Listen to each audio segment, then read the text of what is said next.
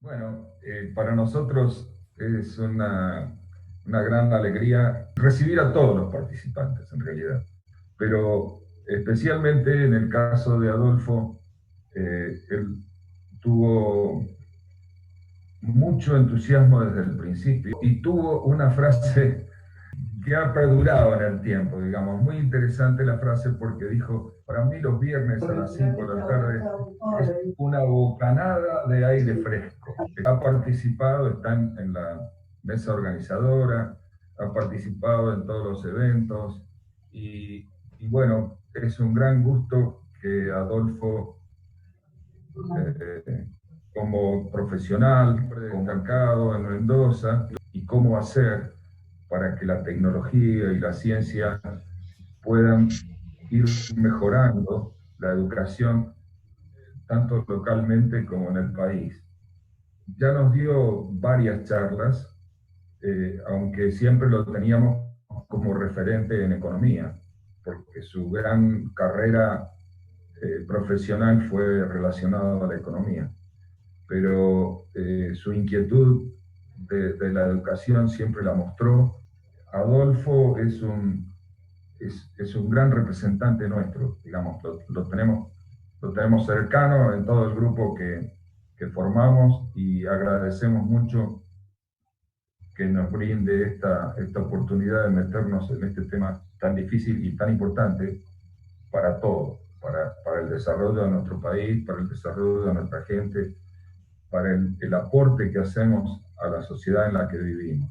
Así que adelante, Adolfo, estamos muy ansiosos de escucharte y, y buena onda como siempre. Muchas gracias, Raúl. Demasiados elogios. Siempre te lo agradezco es una vez más. En realidad soy egresado de Ciencias Económicas, pero mi trabajo de tesis la realicé sobre lo que en esa época se llamaba Economía de los Recursos Humanos, que tenía mucho que ver con la educación.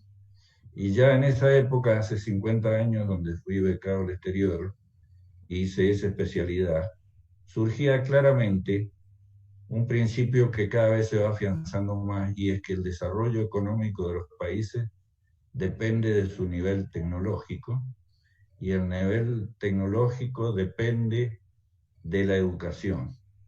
Entonces, la mejor inversión para un país o para una persona inicialmente era invertir en su educación o en la educación de la sociedad de la que participa. Por eso he querido iniciar esta charla con la fotografía de Rodolfo Ginás, un neurocientífico de los más afamados y de los más presentes, de los más activos en el mundo hoy.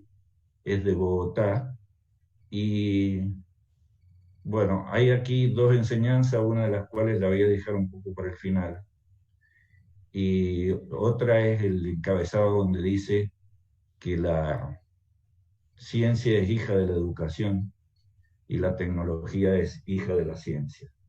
Y creo que es una gran verdad. Entonces, de ahí la frase, la neurociencia va a la escuela, que no es ni una aseveración ni un interrogante. Es un proceso en el cual creo que está iniciándose. Lo que no hay ninguna duda es que la neurociencia viene de la escuela, en mayor o menor magnitud, pero de alguna manera todos los científicos, aunque gran parte de su desarrollo lo logran fuera del sistema educativo formal, siempre pasaron por ese sistema. Entonces, me pareció interesante iniciar la charla eh, con esta fotografía. Después, al final, lo voy a retomar porque tiene una teoría o una conjetura que está desarrollando sobre el funcionamiento del cerebro hace 6 o 7 años. Eh, ¿Y por qué es importante, eh, de alguna manera, iniciar el tema con el tan afamado hoy prefijo neuro? Pareciera que ponerle neuro a cualquier sustantivo, ¿no? Lo ensalza, lo hace interesante, es marketinero.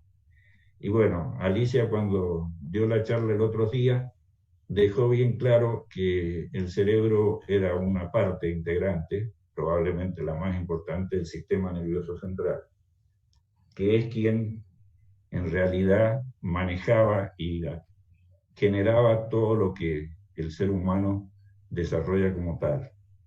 Entonces, simplemente por economía de mención voy a hablar en general del cerebro, pero tengan en cuenta que estoy hablando de todo el sistema nervioso central.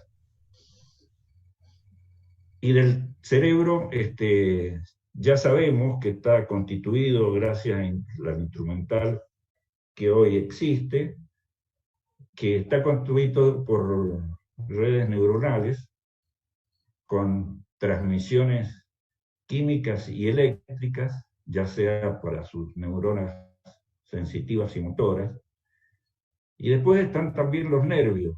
Tienen mucho más marketing la neurona, es muy lindo hablar de la neurona y parece que no es tan lindo hablar de los nervios. Sin embargo, los nervios son las neuronas que están fuera del cráneo, digamos. Después están los ganglios, el sistema hormonal, que cumple una función muy importante en el organismo y en el proceso educativo, el GPS que tiene el cerebro para ubicarnos, el reloj que nos marca el periodo entre la vigilia y el sueño, y bueno, el sistema circulatorio y algunas de las partes importantes, muchas de ellas tienen mucho que ver con la educación, como la corteza, el hipotálamo y el hipocampo.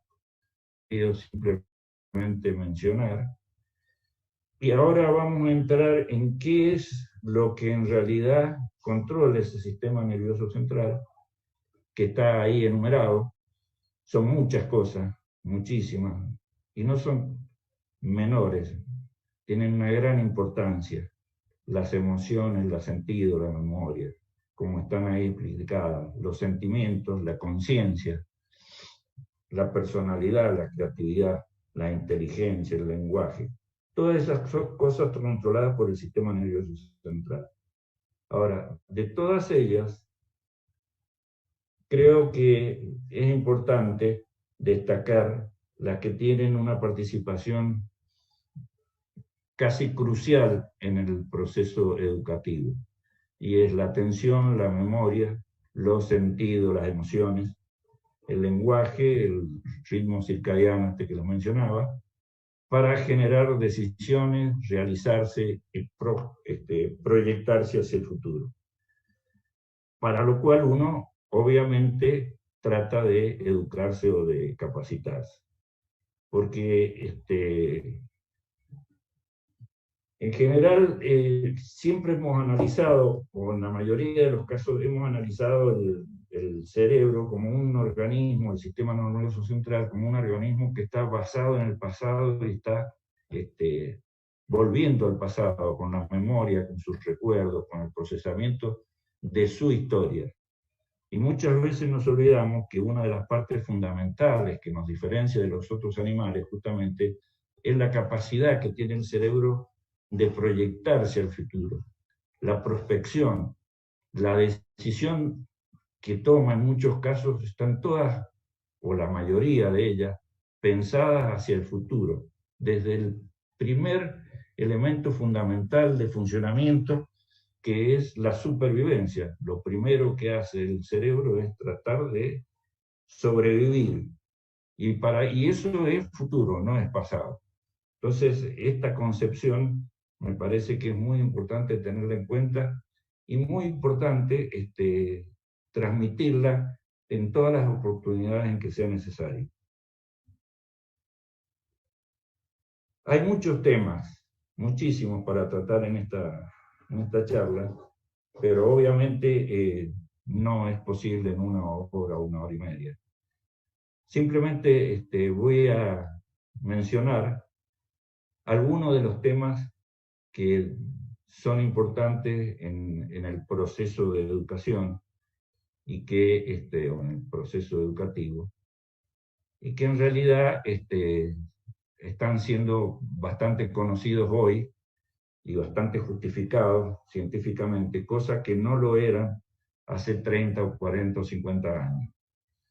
Y es la plasticidad neuronal o del cerebro, la posibilidad del reciclaje neuronal, el tema de la epigénesis y la neurogénesis, o sea, la modificación que sufren los genes a partir del contacto con el medio ambiente y la interrelación con los otros seres humanos.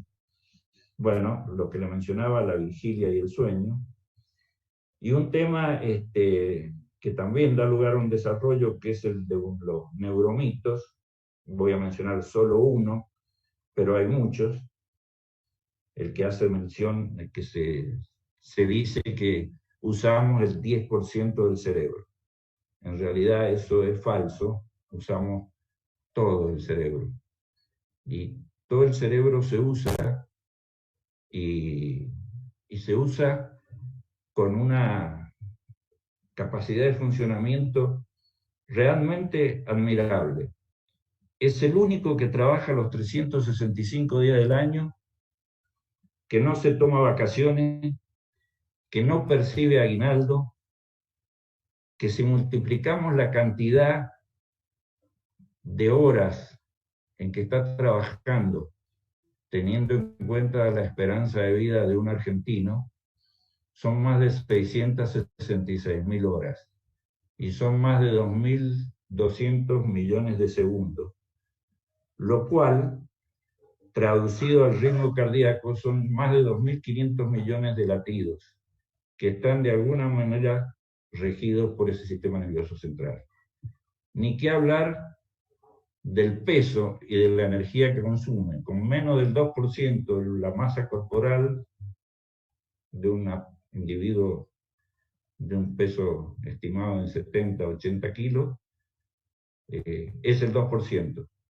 Sin embargo, consume el 20% de la energía.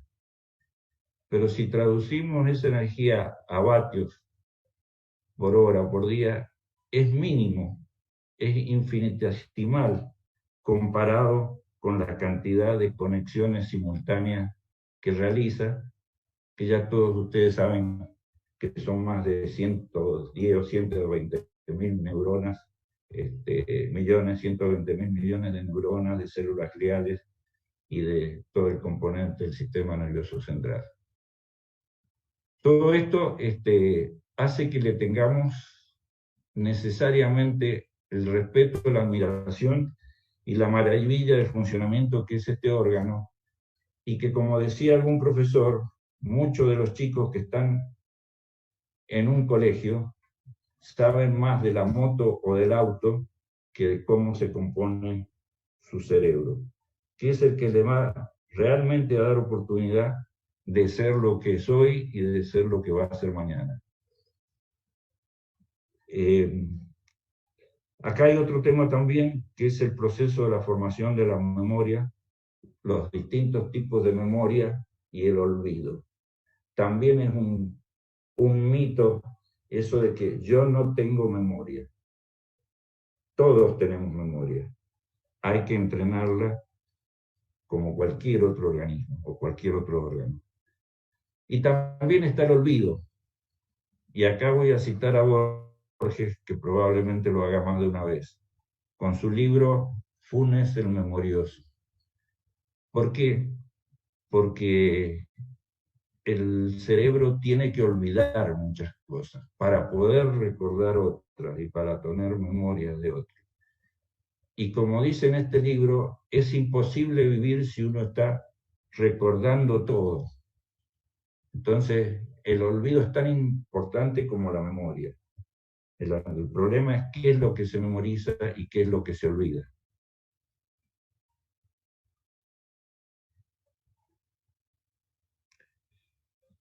Bueno, tecnología, neurociencia y educación.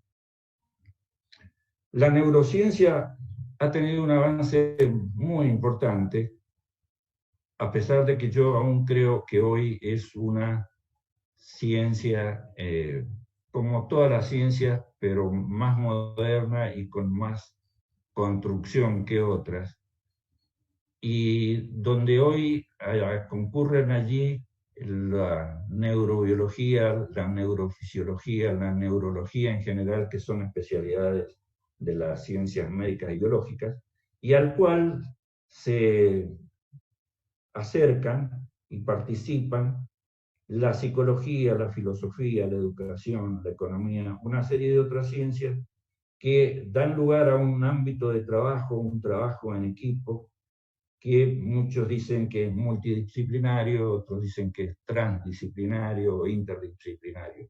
En realidad es para mí un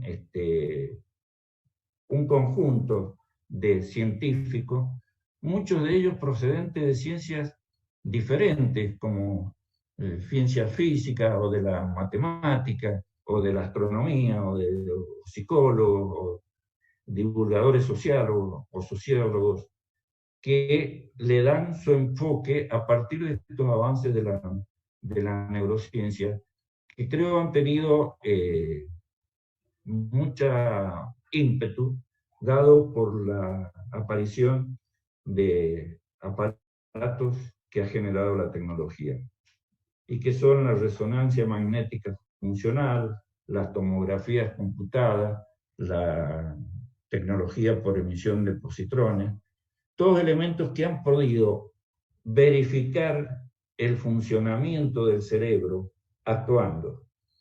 Hasta ese momento, ¿cómo se podía estudiar el cerebro?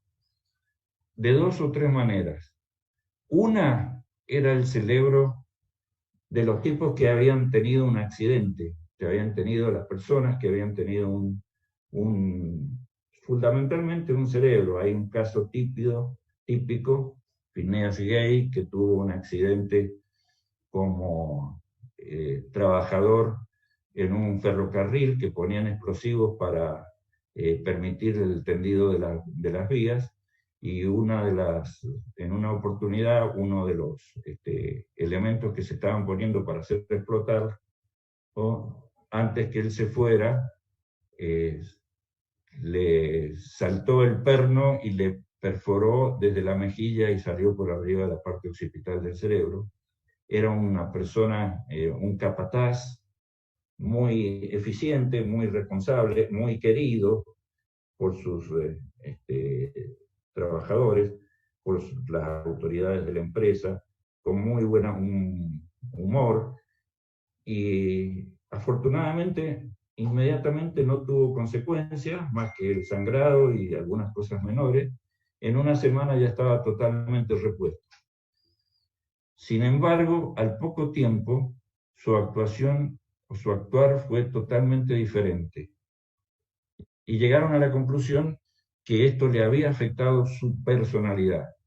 La personalidad había cambiado de tal manera que no pudo continuar en esa empresa, fue a otra, se peleaba con los empleados, se volvió una persona violenta y tuvo que ser aislado, y bueno, tuvo un porvenir muy desdichado a partir de ese accidente. Con lo cual, esas eran las formas, de alguna manera, de analizar lo que pasaba con el cerebro. La otra es haciendo la extrapolación a partir de animales, y la otra es con cadáveres para ver qué es lo que había ocurrido frente a determinadas enfermedades.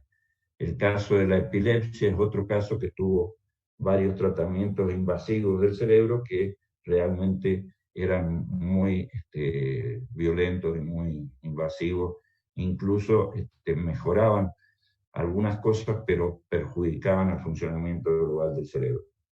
Entonces, esta tecnología permitió, o estos aparatos, productos de la tecnología, permitieron conocer el funcionamiento de ese cerebro trabajando frente a distintas situaciones. Entonces ahí se pudo hacer un análisis del desarrollo del proceso, del proceso cerebral de la enseñanza y el aprendizaje, y analizar la cantidad de elementos e instrumentos que podrían derivarse de esta nueva visión. Para entrar ahora más de lleno al tema estrictamente educativo, quiero mencionar que voy a considerar lo que me parece que es realmente la definición más apropiada, que el proceso educativo es un proceso biológico. Entonces, no debemos perder de vista que nuestra educación se forjó de alguna manera, tal cual lo conocemos hoy, en el siglo XIX, con el advenimiento de la Revolución Industrial, que significaba una concepción de la sociedad en ese momento en el cual deberían aprender ciertas rutinas y ciertas tareas repetitivas y estandarizadas. Lamentablemente, casi 200 años después, todavía una gran cantidad de los sistemas educativos siguen usando ese formato más bien mecanicista. Hay aislados, son parches, son soluciones que pareciera ser todavía, no se logra desterrar esa concepción de esa educación mecanicista. Como un proceso biológico, podemos claramente demostrar que comienza prácticamente a las 5 meses del embarazo, del embrión, del desarrollo del embrión, cuyo base es la placa neural, que se constituye plegándose en un tubo neural en el cual se desarrolla el cerebro y toda la columna, la médula espinal, y a partir de allí ustedes ven en el gráfico cómo se va conformando y va tomando una característica tan importante el cerebro y un tamaño tan importante que está de alguna manera limitado por el canal de parto. Y por ello uno puede observar que el cráneo todavía no está todo constituido, soldado, está semiabierto para irse adaptando al crecimiento que va a tener ese cerebro en el futuro. Me interrumpo un minuto, Adolfo, Sí. Porque yo no sé si le ocurre a todos, pero a mí yo veo solamente la primera placa que vos pusiste de Rodolfo Ginás. No sé en el caso de los demás, porque mencionaste el gráfico. Yo no veo ningún gráfico. ¿No vieron pasar las distintas...? No, sí, yo he visto todo acá, no sé. Y yo he visto todo también. Bueno, entonces Sí, es un problema que yo tengo que resolver. ¿No? Sí, he pasado 4 placas o 5. Sí, se ven Perfecto. todas. ¿Se han visto Sí, yo tengo todo bien, se ve bien. Bueno, perdón entonces, voy a resolverlo yo. Voy a silenciar. Bueno, continúo. Adelante, Adolfo.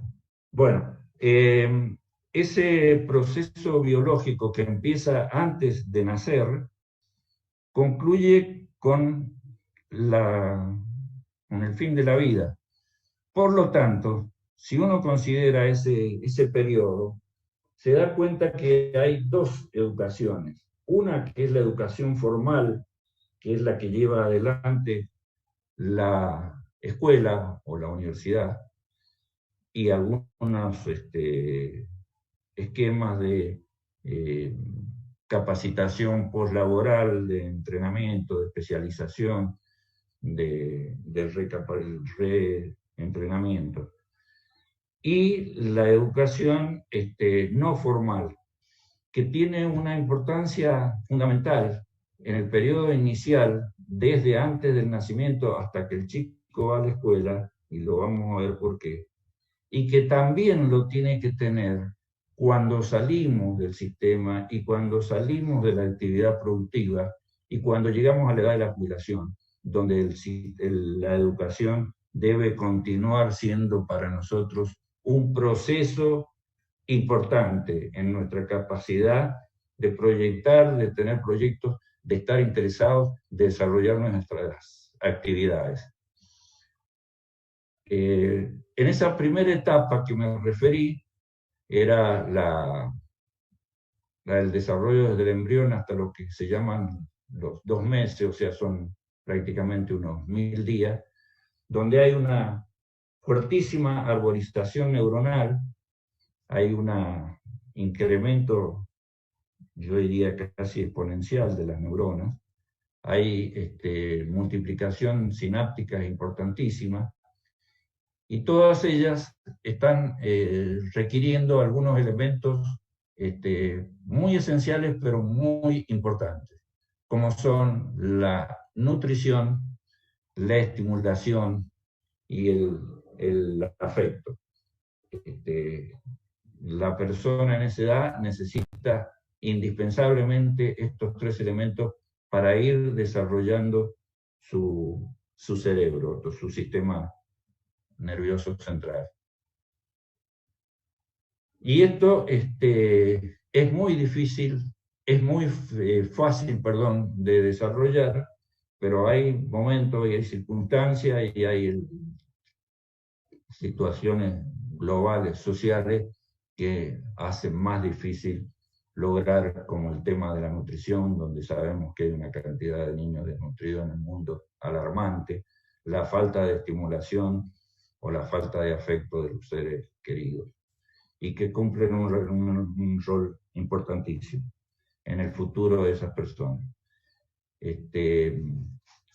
Acá hay también algunos, voy a poner algo que me gusta, que es este homúnculo de Penfield, que les aclaro que no es una foto mía, a lo sumo podría llegar a ser una foto de mi corteza sensitiva, donde muestra claramente cuáles son las partes que reciben mayores impulsos sensitivos, ¿no es cierto? Donde está claramente expresada la boca y la lengua, las manos y los pies, que son los que permiten recepcionar, la vista también, a pesar de que no está muy desarrollada ahí, que permite recepcionar muchos de los sentidos con que se puebla nuestro cerebro. Y esto lo marco porque me parece que es muy importante en el sistema educativo también, el tema de la percepción y la capacidad de ir captando el mundo exterior, que los chicos tienen muy desarrollado, desde el oído hasta la vista, una serie de factores sensitivos.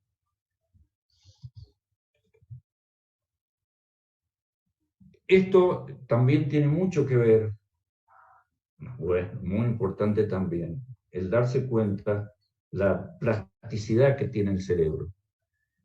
Cómo va cambiando el sistema nervioso a partir de su interacción con el entorno. Y cómo va influyendo en ese individuo, en ese ser, el medio ambiente compuesto por otros seres semejantes, por otros congéneres, y por el resto, desde de toda la naturaleza, que va afectando ese sistema y y él se va adaptando a esa nueva situación. Esto fue uno de los errores, digamos, que estuvo presente en la psicopedagogía o la psicología en la época de Piaget, donde no le daba mucha importancia al medio ambiente y aparentemente eso hizo que sus propuestas no siguieran teniendo eco después de hace 30 o 40 años o 50.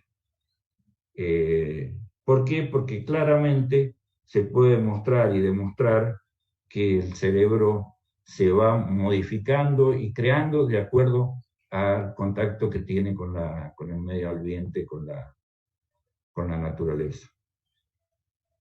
Y esto forma parte, obviamente, de su proceso evolutivo, porque sabemos que el individuo evoluciona a través de las decenas o miles de años y va adaptándose su cerebro a esas nuevas situaciones y a esas nuevas experiencias y esas nuevas herramientas que le va proporcionando la tecnología.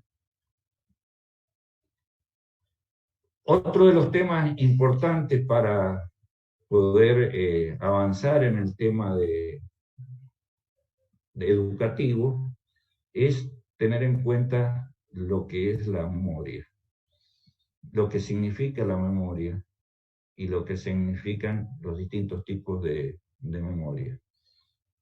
Hay algunos que hablan hasta de 7, 8 tipos de memoria, como Gardner, que habló sobre todo, vinculando la memoria con las distintas inteligencias que tenía un organismo. Pero yo me voy a referir solamente a 2 o 3, o 4, que son la memoria sensorial de muy corto plazo, la memoria de trabajo y la memoria más de largo plazo, que incluso produce una modificación anatómica en el cerebro, según algunos neurocientíficos como Eric Kandel, que estudió la memoria en un molusco que se llama Aplysia y estuvo como 20 años estudiándolo para llegar a estas conclusiones.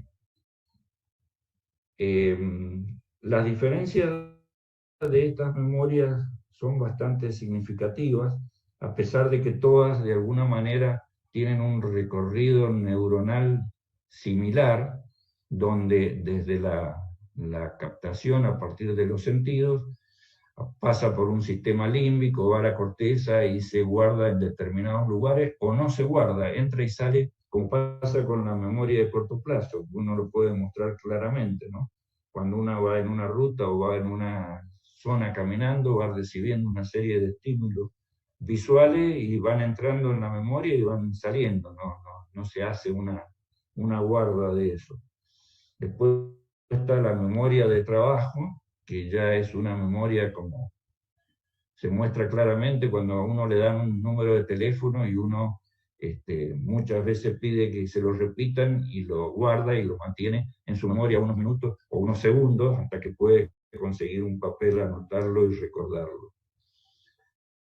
Y esta memoria es muy importante porque es la que nos permite proyectar hacia el futuro, porque todo eso lo hacemos ¿para qué? Para el futuro, no para el pasado.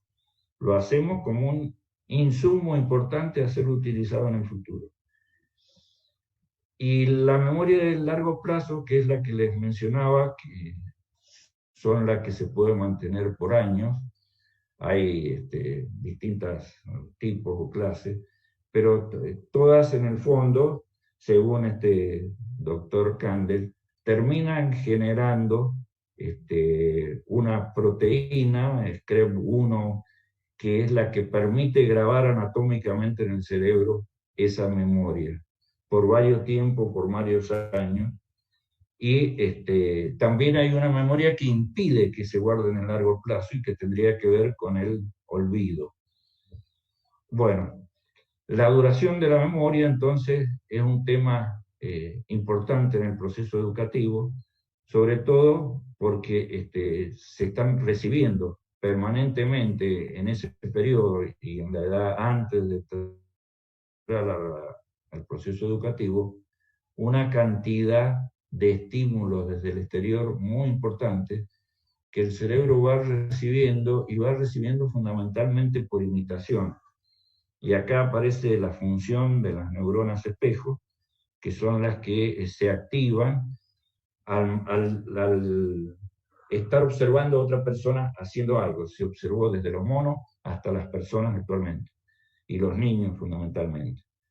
Entonces, esa capacidad de almacenamiento o esa duración de la memoria da lugar a una capacidad de almacenamiento muy importante que tiene el cerebro, muy, muy importante. este tema de la memoria lo trabajó Kandel a partir de lo que llamó el periodo de habituación y de sensibilización, mediante el cual distintas neuronas iban funcionando dependo a la habitualidad del estímulo que recibía o a la sensibilidad que iba tomando esas neuronas en el transcurso de una estimulación permanente. Creo que es uno de los estudios de la memoria más importantes y creo que demuestra la importancia de poder guardar muchos eventos en la memoria para el proceso de enseñanza-aprendizaje. Lo que es importante destacar es que no es importante guardar información, es importante guardar otro tipo de cosas en la memoria, ¿verdad? La información está disponible en muchos lugares. Hay otras cosas que no están disponibles y que son importantes tenerlas en el reservorio del sistema nervioso. Estos temas de memoria y las emociones son uno de los temas más importantes, porque la memoria se fija mucho más cuando hay emociones que intervienen. Y la prueba la tenemos. Cualquier hecho emocional significativo no lo olvidamos, están en nuestros recuerdos. Y cualquier evento importante a nivel social o mundial también lo recordamos por muchos años porque estuvo involucrado un aspecto emocional muy importante. Entonces, esto da un instrumento importante en el proceso de enseñanza-aprendizaje, el conocimiento de esto. A su vez, está hoy también, de alguna manera, bastante justificado y probado que somos un ser emocional que razonamos. No somos un ser racional que tenemos emociones. Y hay una frase que me gusta mucho de un neurólogo que dijo, la cola que menea al perro, porque también el perro tiene emociones. Entonces, me parece que es muy significativo y explicativo de qué es lo que está funcionando en el individuo y cómo es su funcionamiento interno. Para ponernos un poquito a trabajar, he puesto estos números con un esquema con una grilla de expresiones de ese número de otra manera. Si ustedes quieren tomarse el trabajo de tratar de recordarlo en 30 segundos, se los dejo a su criterio, o el que quiera descansar, ir a tomar un café, a tomar agua, lo que quiera, pueda hacerlo, y el que tenga ganas de recordar esto, en unos segundos le saco la pantalla a ver qué recordaron. ¿Está bien? Sí, de acuerdo. ¿Qué dice el resto?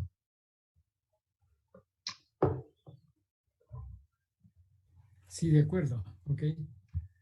¿Está bien? ¿La puedo Sí, sacar? sí, sí, está Bueno. bien. Sí, Bueno. por mí sí, no sé los demás. Bueno, seguramente alguno lo conoce el ejercicio, lo va a poder hacer fácilmente. Algún otro no, es la primera vez que lo vio. Pero lo que quiero decirle es que la memoria funciona mejor cuando se hacen asociaciones. Y para recordar ese esquema es muy importante hacer asociaciones, ¿verdad? Entonces, si ustedes tenían esta grilla de números, y yo le digo ahora que escriban 753, 863, con la nomenclatura anterior, me gustaría que lo hicieran. Recuerden, 753, 863.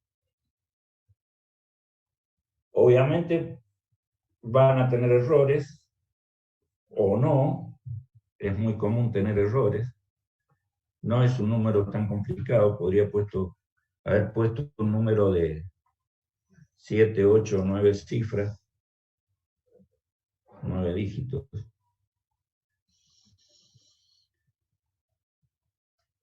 Bueno, el que hizo su ejercicio podrá darse cuenta si lo hizo bien o no.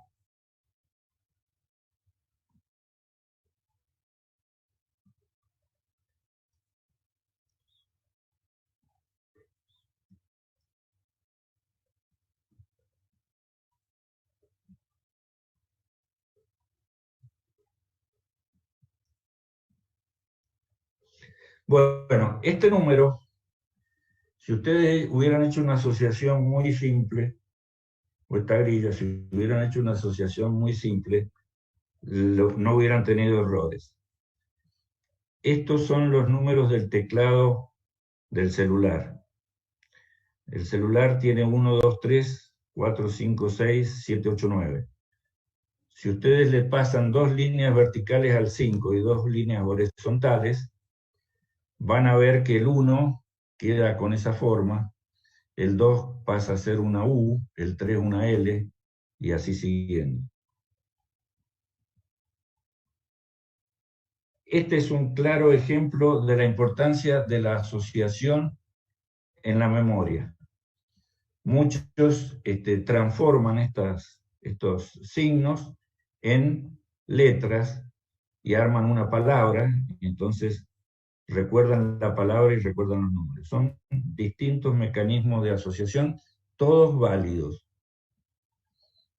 Entonces, con esto he querido llevar adelante el tema de la importancia de la educación, de la memoria, de la asociación de la memoria y de las emociones en el sistema educativo o en el proceso educativo.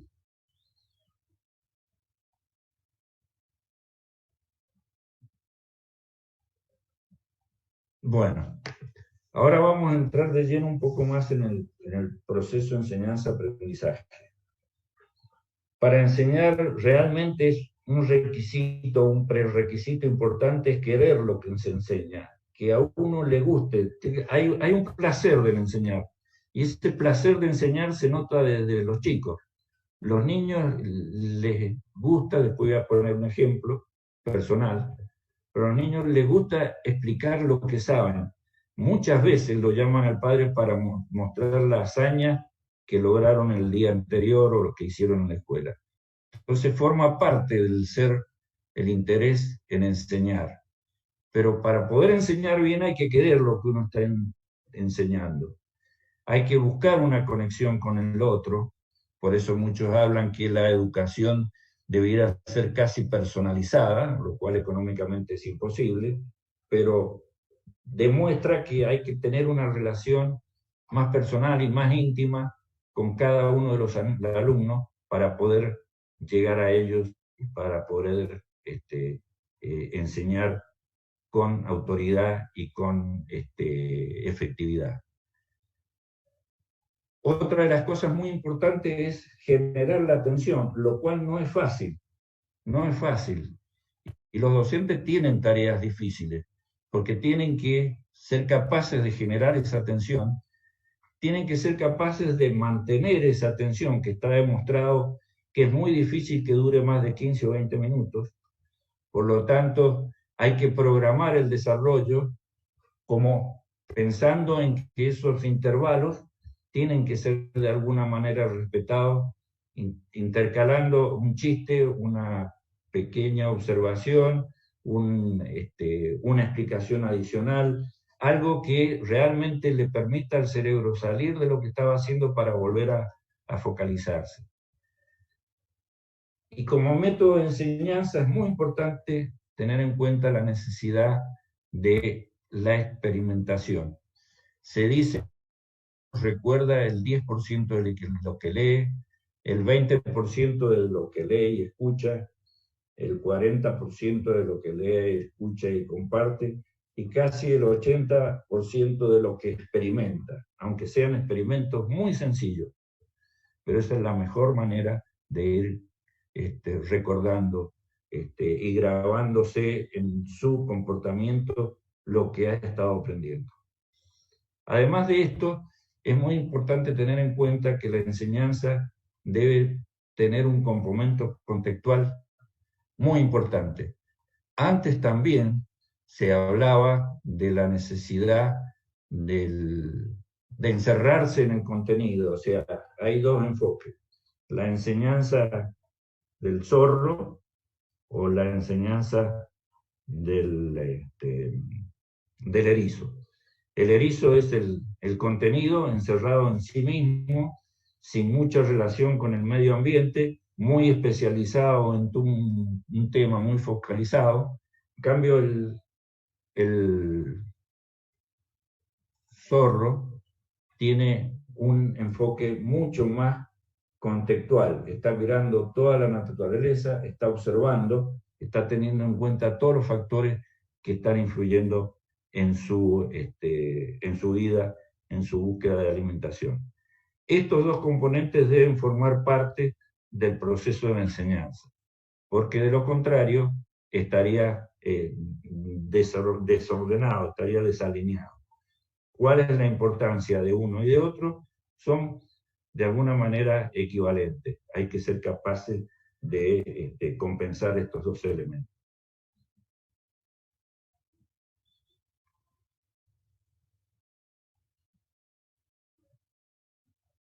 Bueno, acá quiero dejar claro que hay dos elementos importantes en lo que estamos hablando. Uno es el enseñar y otro es el aprender, ¿no es cierto? Aprendemos cuando descubrimos nuestro conocimiento, ya desde Sócrates y Aristóteles, los primeros grandes filósofos de la humanidad, decían que el conocimiento cada uno lo tenía adentro, simplemente lo que había que ayudarlos era que lo fueran capaces de expresarlo. Bueno, hoy creo que hay mucho de eso todavía vigente, aunque una de las formas más claras de entender qué es lo que realmente significa aprender o cómo se aprende es cuando los nuevos aprendizajes se montan en contenidos que ya tenemos. Es cuando salen nuevos contenidos a la luz de los conocimientos que ya teníamos, y eso le da un significado nuevo. Y ese significado nuevo es lo que aprendimos. O sea, es lo que teníamos y esto que se le agrega como un sustrato adicional que nos genera el aprendizaje. Y en ese proceso de aprendizaje se modifican las estructuras cognitivas. Y eso tiene que ver con lo que mencioné antes del proceso de plasticidad y de neurociclaje neuronal. Ahora, a partir de este concepto de enseñanza y de aprendizaje, surgen algunos elementos a tener en cuenta. Por ejemplo,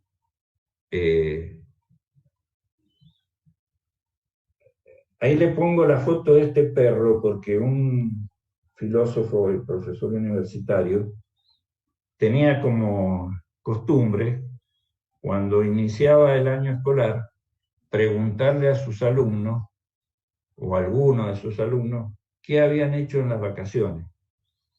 Alguno levantaba la mano y explicaba que había aprendido a nadar.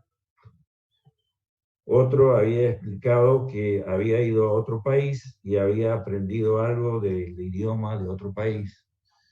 Otro había ido a la montaña y había podido escalar unos cerros. Bueno, cuando terminaron las exposiciones de 2 a 3 alumnos, él les dijo, bueno, yo también he estado en mis vacaciones haciendo algo importante. Le he enseñado a hablar a mi perro. Claro, Los alumnos se quedaron sorprendidos y uno le pregunta, ¿y el perro dónde está? Lo tengo acá afuera, si quieren los hago entrar al grado.